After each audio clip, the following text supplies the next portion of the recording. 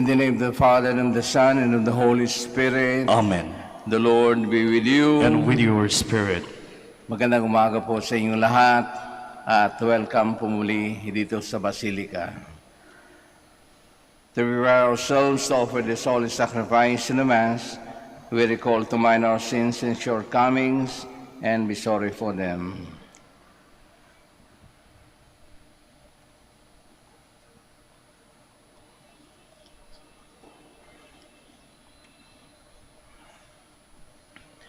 You were sent to heal the contrite of heart. Lord, have mercy. Lord, have mercy. You came to call sinners. Christ, have mercy. Christ, have mercy. You are seated at the right hand of the Father to intercede for us. Lord, have mercy. Lord, have mercy.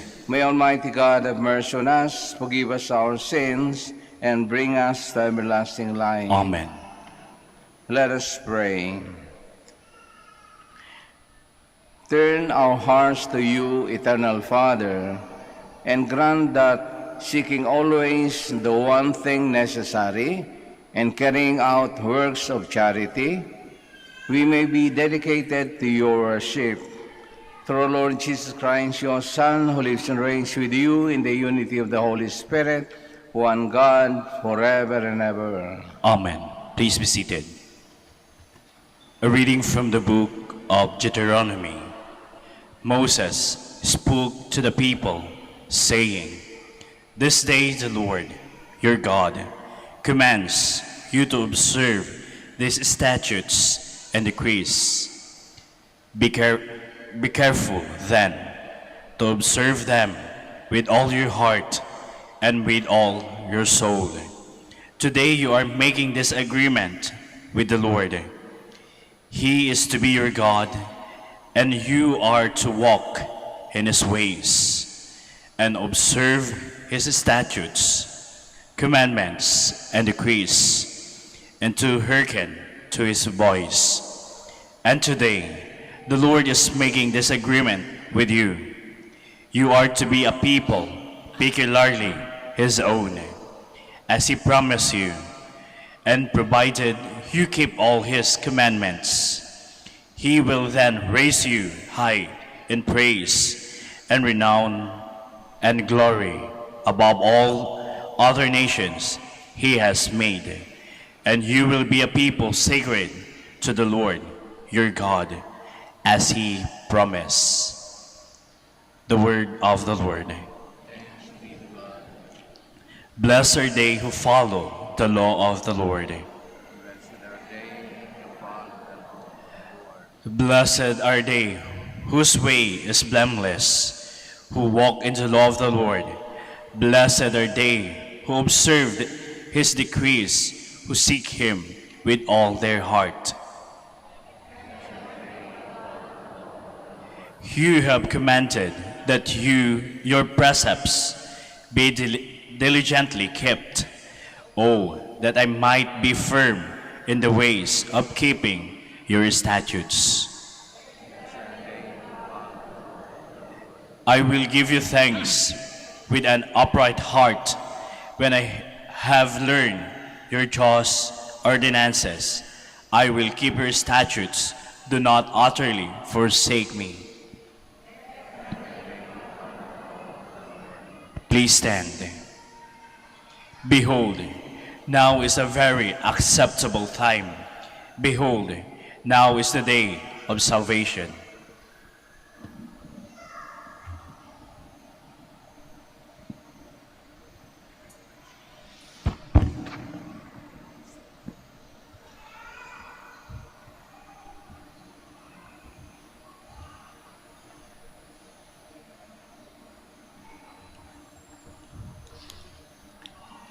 The Lord be with you. And with your spirit. A reading from the Holy Gospel according to Matthew. Glory to you, O Lord.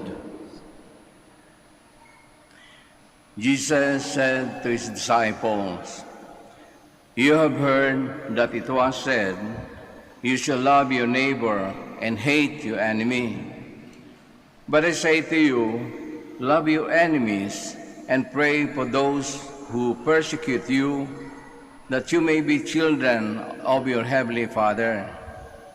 For he makes his sun rise on the bad and the good, and causes rain to fall on the just and the unjust. For if you love those who love you, what recompense will you have? Do not tax collectors do the same? And if you greet your brothers and sisters only, what is unusual about that? Do not the pagans do the same? So be perfect, just as your heavenly Father is perfect. The Gospel of the Lord. Praise to you, Lord Jesus Christ. Please be seated. Magandang umaga po muli sa ating lahat. Napakalinaw po ng mga pagbasa natin sa araw na ito. Sa first reading, yung agreement ng Diyos at ng tao na kung gusto mong maging anak ng Diyos, sundin mo. May mga dapat tayong sundin para na ipakita na karapat dapat tayong mga anak ng Diyos. At sa gospel natin ngayon, hangok chapter 5 St. Matthew, actually napakahabang gospel ito. Ito nagtuturo ang Panginoon kung paano tayo makikipagkapwa-tao nang sa ganun talaga tunay tayong anak ng Diyos. At ito, sa gospel natin sa araw nito, ang pinakamatindi. Pinakamalaking hamon. Kasi sabi niya, do not love your neighbors. Hindi lang hanggang doon, love your enemies. Ayun. Yun ang mahirap-hirap. Yung bandang dulo ng utos ng Panginoon. Love your enemies. Alam naman natin yung enemies natin, no? Sino ba yung mga enemies natin sa buhay? Oh, wala akong alam na tao sa mundo na hindi nagkaroon ng hinanakit, nagkaroon ng sama ng loob. Tayo dumaranas ng ganoon. Lalong-lalo kung mapait. Hindi tayo makamove on. Kinip-kip, dinala-dala natin ilang sa araw. Nako, lalong habang ang tumatagal dyan sa nasa kaluban natin yung hindi pa rin maalis-alis. Bakit? Hindi tayo makamove on. Bakit? Sapagkat tayo nasaktan. Maraming dahilan na sa isip natin masyado tayong, sabi nga, nilurakan na sa Tagalog, no? Masyado tayong napi. Totoo yun, no? Walang pakiramdam na kapag ininsulto ka. Paano ka babawi? Buti kung mahaba ang pasyensya mo. Lalo pa kung paratangan ka na hindi naman totoo. Di ba ang tendency mo gumante?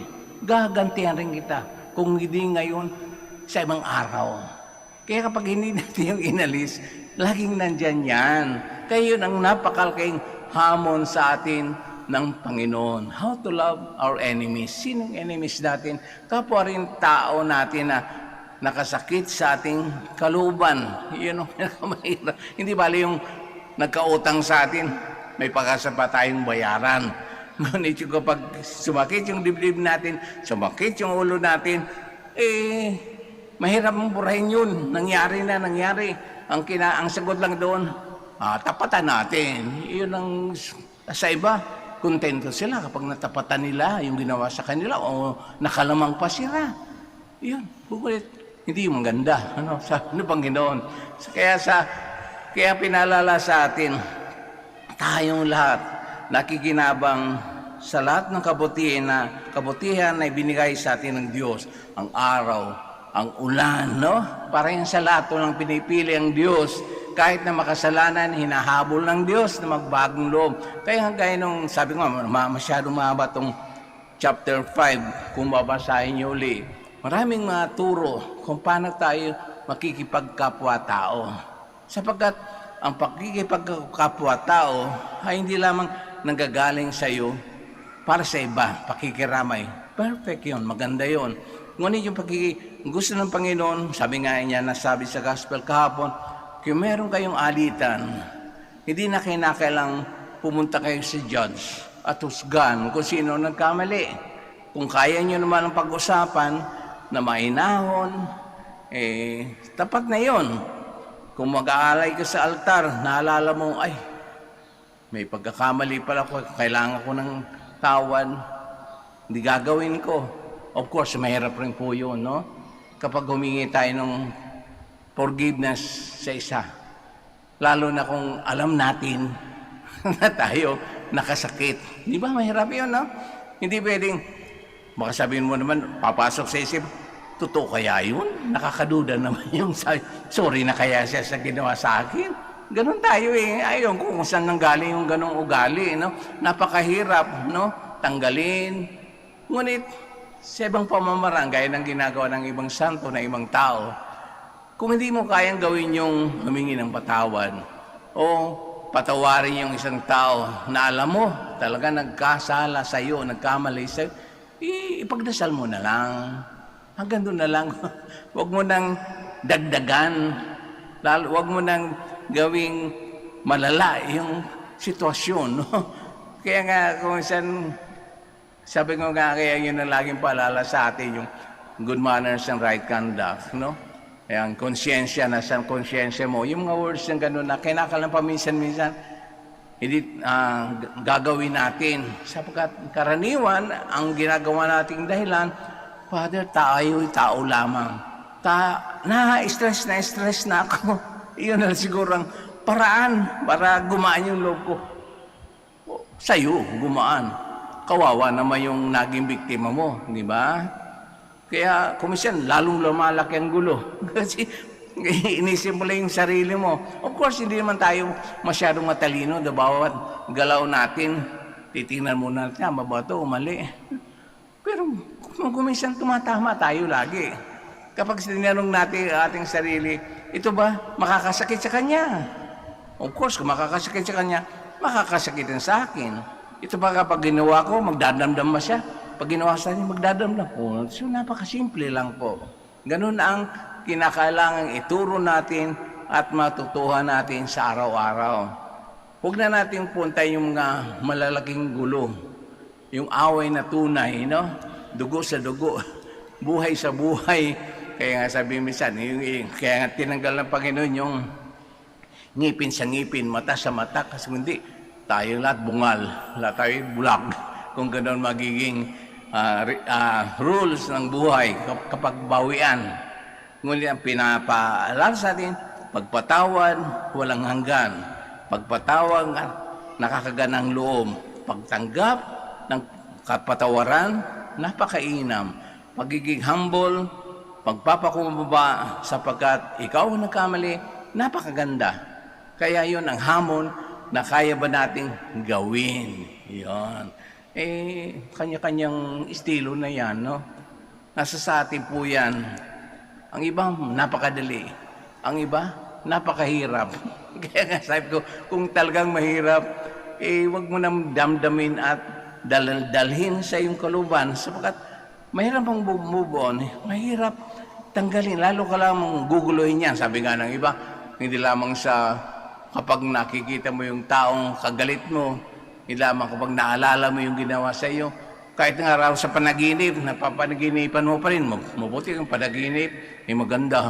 Kumisan, sabi niya, parang monster yun yung kaway kong yun. At higit pa sa lahat, nasama sa atin, sisiraan pa natin, no?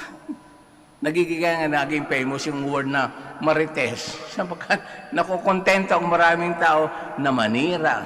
Siguro pamaraan na yun na nakabawi na lang kahit konti, no?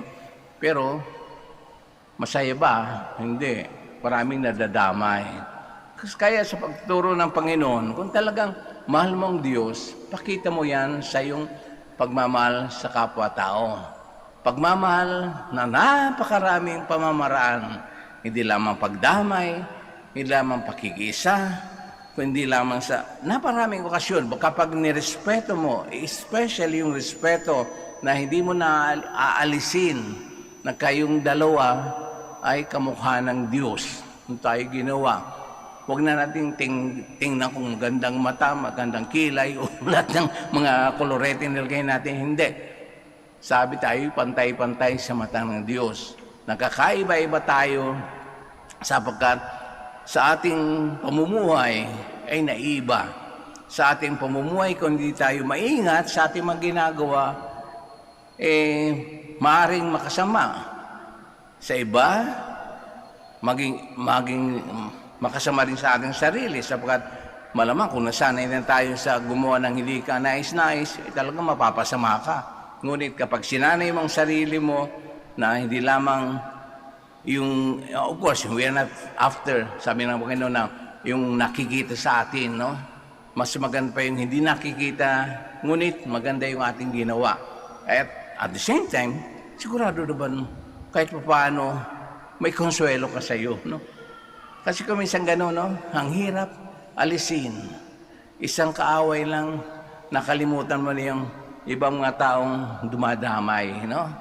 Of course, it's not the quantity, sabi nga, kung kaano kahalaga yung pagpapakita ng pagkalinga o pagdamay o sa mga ganung mga bagay, kundi sa tunay na intensyon, tunay na kadahilanan kung bakit natin ginawa yon. Kaya napakaganda ng readings natin ngayon, pati na yung gospel natin. Kung gusto niyo, balikan niyo sa bahay.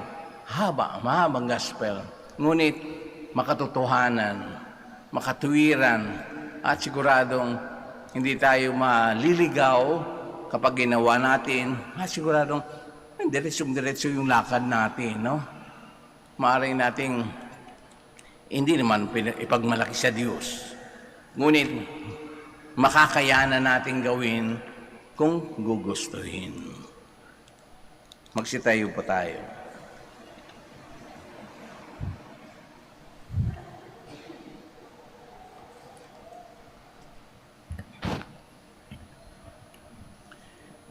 My brothers and sisters, with confidence, we now approach the all-forgiving Father, whose mercy towards us is limitless and without bounds.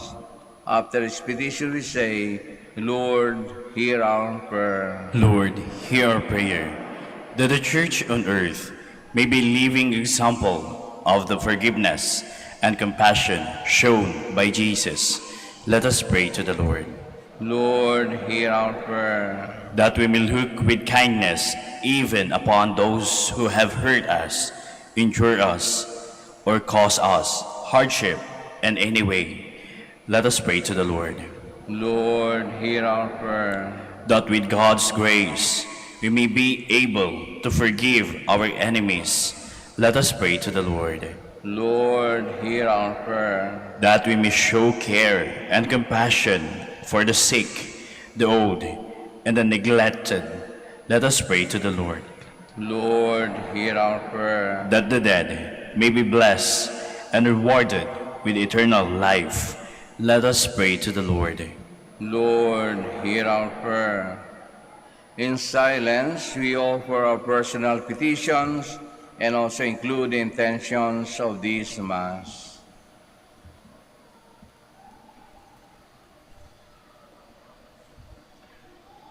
Almighty and compassionate Father, we thank you for the forgiveness you have offered to your Son. Help us to show your forgiveness to others. We ask this through Christ, O Lord. Amen. Please be seated.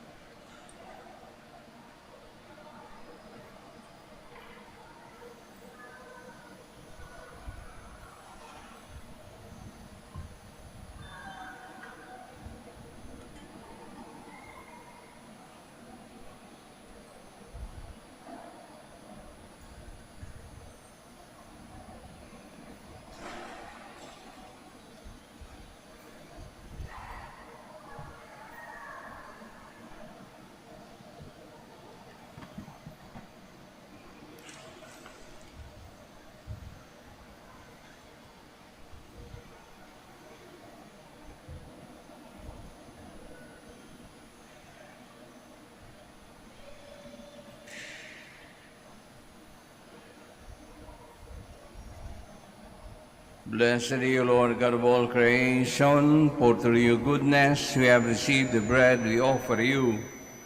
Fruit of the earth and work of human hands, it will become for us the bread of life. Blessed be God forever.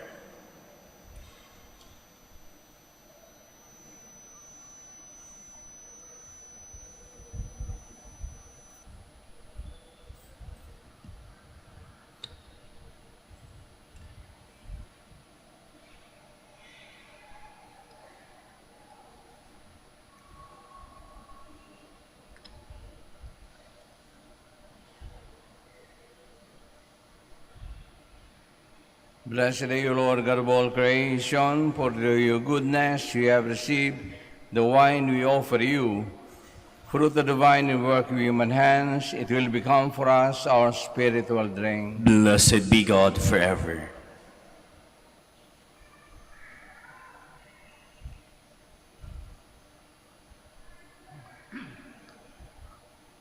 Please stand.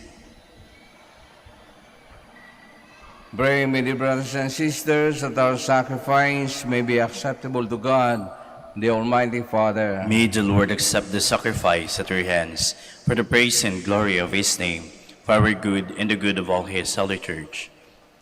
May these blessed mysteries, by which we are restored, O Lord, we pray, make us worthy of the gift they bestow through Christ, O Lord. Amen. The Lord be with you. And with your spirit, Lift up your hearts. we'll lift them up to the Lord. And let us give thanks to the Lord our God. It is right and just. It is truly right and just, our duty and our salvation, always and everywhere to give you thanks, Lord, Holy Father, Almighty, Eternal God. For you have given your children a sacred time for the renewing and purifying of their hearts, that freed from disordered affections, they may so deal with the things of this passing world as to hold rather to the things that are eternally endured. And so with all the angels and saints, we praise you as without end we acclaim.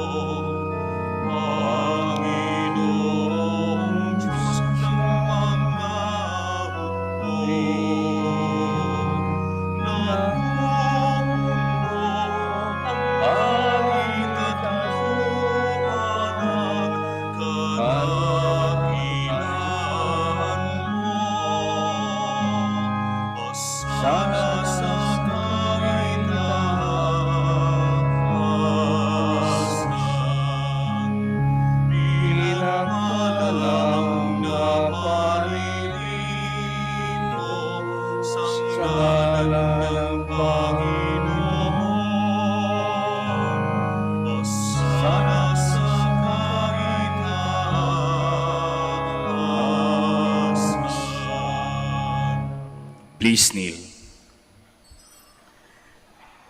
You are indeed holy, O Lord, the fount of all holiness.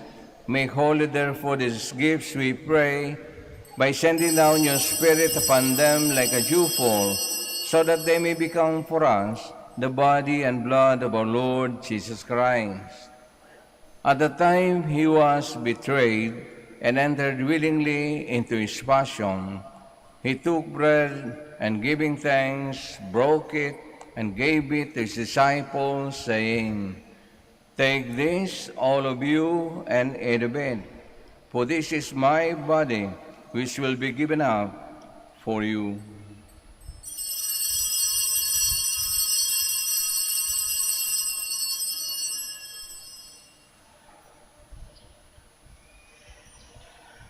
In a similar way, when supper was ended, he took the chalice, and once more giving thanks, he gave it to his disciples, saying, "Take this, all of you, and drink from it.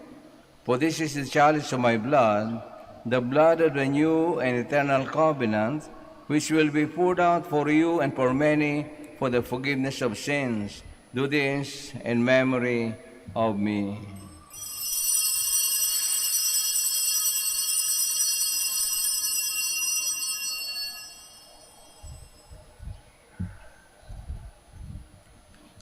The mystery of faith. Save us, Savior of the world, for by your cross and resurrection you have set us free. Therefore, as to celebrate the memorial of his death and resurrection, we offer you, Lord, the bread of life and the chalice of salvation, giving thanks that you have held us worthy to be in your presence and minister to you. Humbly we pray that partaking of the body and blood of Christ, we may be gathered into one by the Holy Spirit.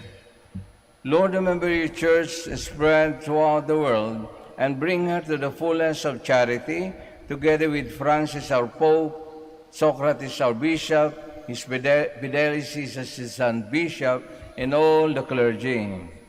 Remember also our brothers and sisters who have fallen asleep in the hope of the resurrection, and all have died in your mercy. Welcome them into the light of your face. Have mercy on us all, we pray, that with the Blessed Virgin Mary, Mother of God, with the blessed apostles, with Saint Joseph, and all the saints who have pleased you throughout the ages, we may merit to be co-heirs to eternal life, and may praise and glorify you through your Son, Jesus Christ. Through him and with him and in him, O God, Almighty Father, in the unity of the Holy Spirit, all glory and honor is yours forever and ever. Amen. Please stand. At the Savior's command and formed by divine teaching, we dare to pray.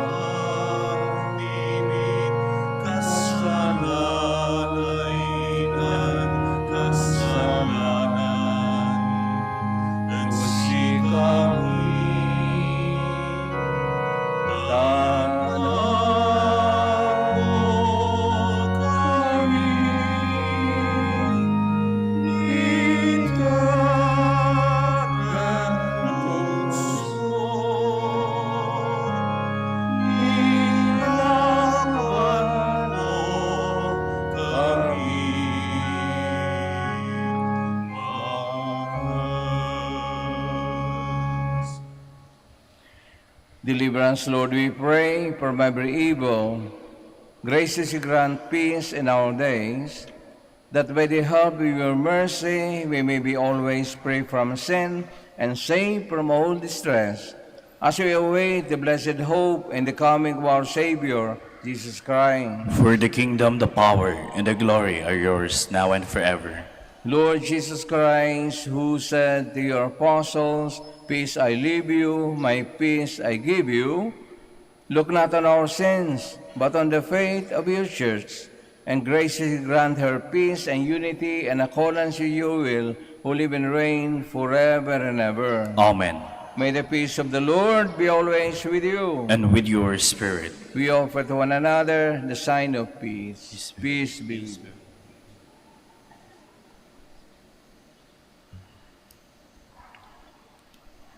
Lamb of God, You take away the sins of the world, have mercy on us. Lamb of God, you take away the sins of the world, have mercy on us. Lamb of God, you take away the sins of the world, grant us peace. Please kneel.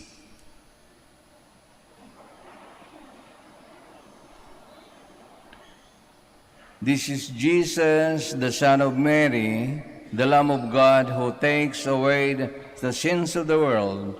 Happy are those who are called to receive him. Lord, I am not worthy that you should enter under my roof, but only say the word, and my soul shall be healed.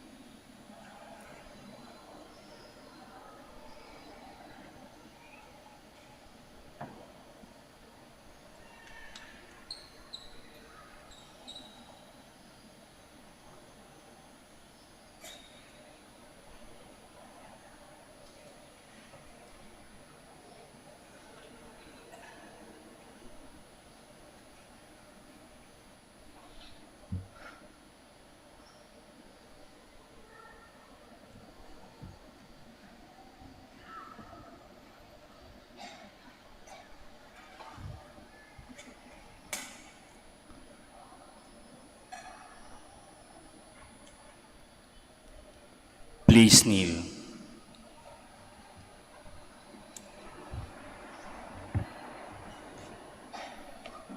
Prayer for the elections. Let us pray that the forthcoming elections may truly reflect the will of the Lord who guides the destinies of nations.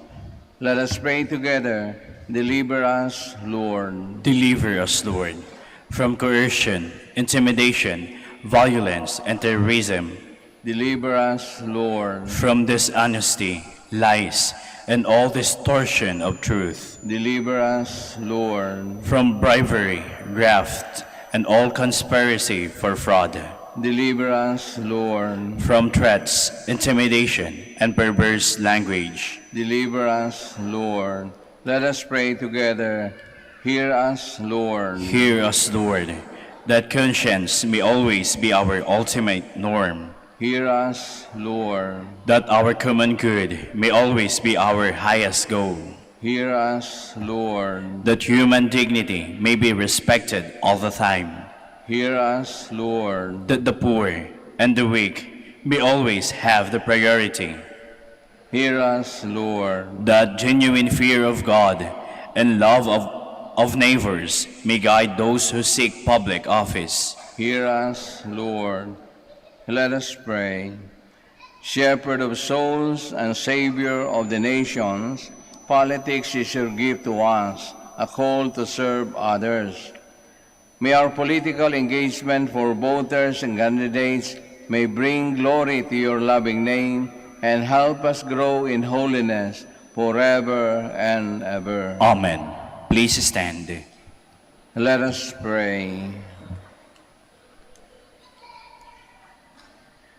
Show unceasing favor, O Lord, to those you refresh with this divine mystery, and accompany with salutary consolations for those who have imbued with heavenly things through Christ, O Lord. Amen.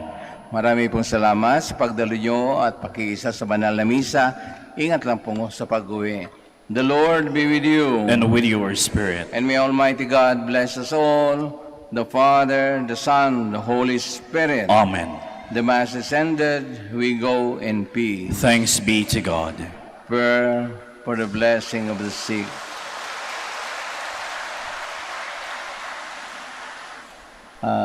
Prayer for the blessing of the sick. Hindi lamang po tayong nandito sa simbahan ang umihiling na gumaling sa anumang karamdaman o umiwas sa anumang sakit.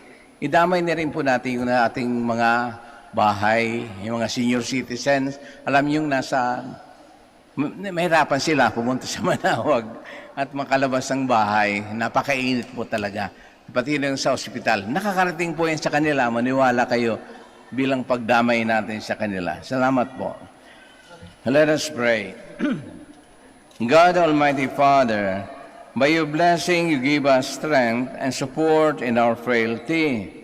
Turn with kindness toward our sick brothers and sisters. Free them from all illness and restore them to good health through the intercession of Our Lady of the Rosary of Manaoag, so that in the sure knowledge of your goodness, they will gratefully bless your holy name. We ask this through Christ, O Lord. Amen. Prayer for the blessing of the rosaries and other religious articles. If you have them with you, just bring them out. Huwag na po kayong aalis sa inyong mga pwesto. Lalapit na lang po ang mga mag-bless. Let us pray. In memory of the mysteries of the life, death, and resurrection of our Lord Jesus Christ, and to the honor and glory of the Blessed Virgin Mary, Mother of God, Mother of Christ, Mother of the Church, Our Lady of the Rosary of Manaoag, may these rosaries, images, candles, oil, and other religious articles of devotion be blessed and be made holy in the name of the Father, and of the Son, and of the Holy Spirit. Amen.